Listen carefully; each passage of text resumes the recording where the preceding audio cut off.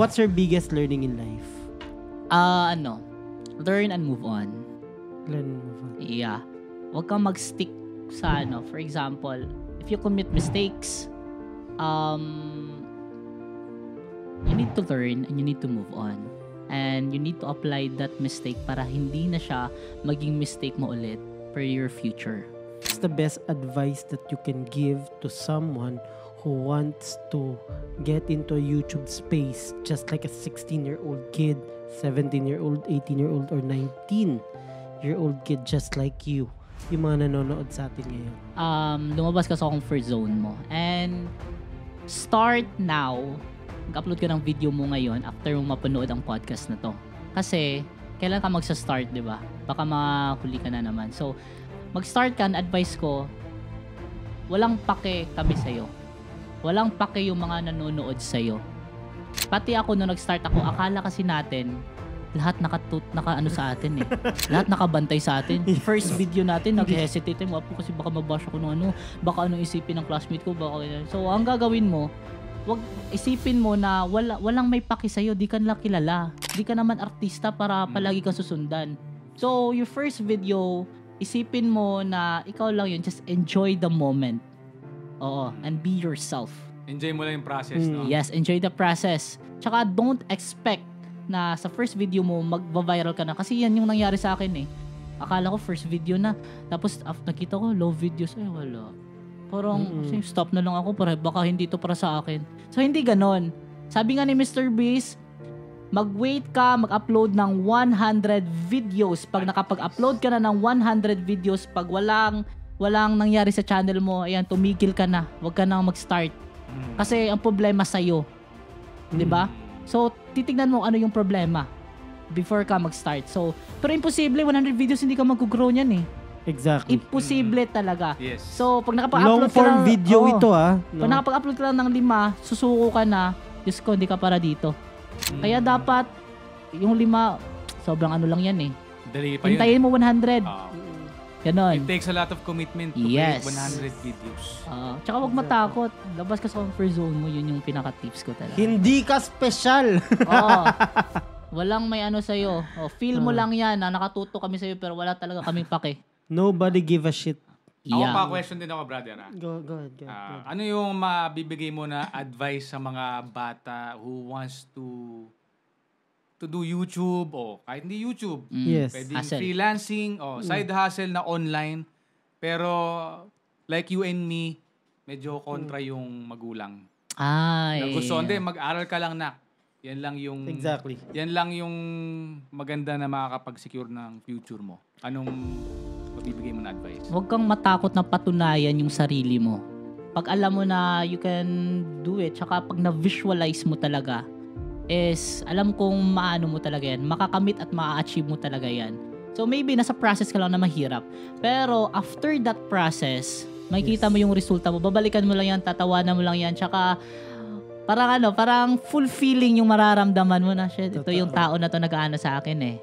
Pero be good pa rin, ganun. Kasi para maipagpatuloy mo yung success kung saan ka na ngayon na hindi ka nagtatanim ng galit kung sino yung nagmamaltrato sa iyo noon. Wow. Yeah. Ang galing. Yun. Ladies and gentlemen, this kid is just 19 years old. 19 pa lang to, guys. So alam nyo na ha, diskarte o diploma, diskarte. Hindi, diploma pa din. Depende kung ano yung available sa'yo. Yes. Like si Glenn, dumiretso na sa diskarte and is doing really well. So, pero ano naman, nakagraduate naman ako ng business marketing. Diba? Yeah. Yes, palakpakan natin. So kahit dumidiskarte si Glenn ngayon, tinapos pa rin niya. Oo, pinagsasabay ko. Kung mayroon kang opportunity na kaya mo sabayin mo na lang. Tapos, if it's available to you, no? If available sa'yo. Hindi naman ako pwede mag-judge na hindi mo pinili yan. Dapat ganyan eh. Kasi iba't iba naman yung path natin eh. Hindi natin alam na after mo pala mag-hustle, kung may chance ka mag-diploma, edi grab mo yan. Exactly. Diba? Kaya tawag nito sa mga nagsasabi niya na always diploma, hindi umiikot sa diploma din lahat eh. Kaya maging open-minded din tayo sa totoong buhay talaga. Huwag yung technical, diba? Galing. Yun. Galing. Parang hindi bata yung kausap natin. Parang kami yung 19 years old. Parang siya yung late 30s eh. Siya yung matanda dito ha.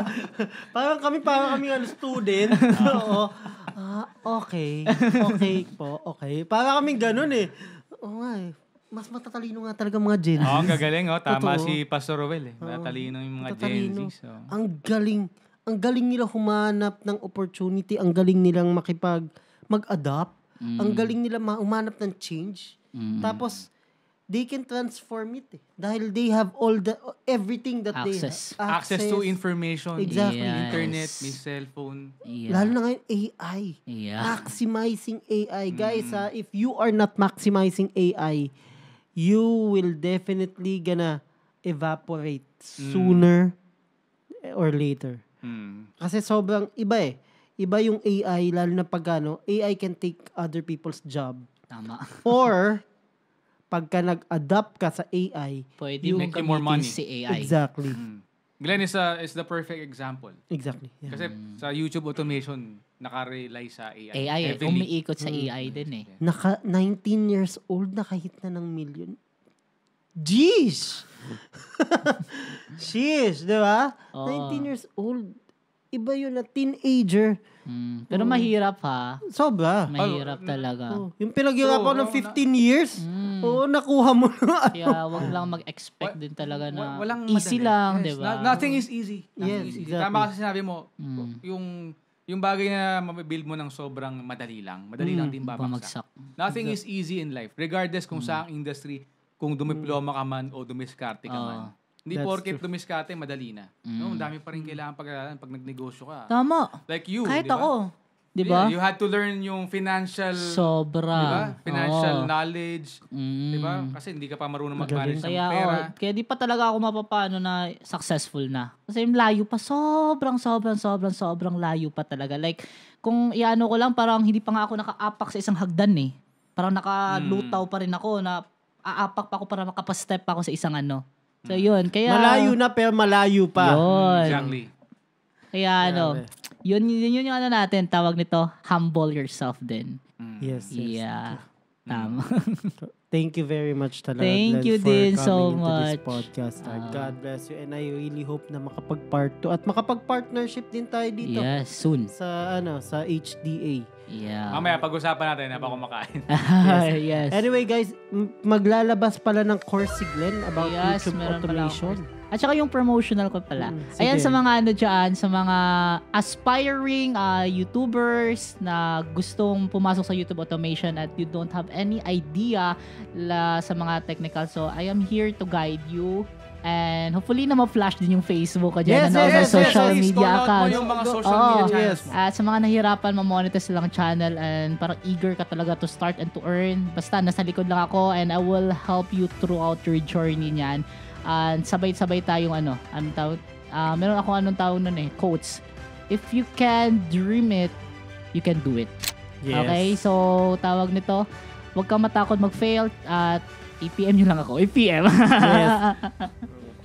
Oo, yun. Thank you so much for inviting me dito sa Husay Digital Academy.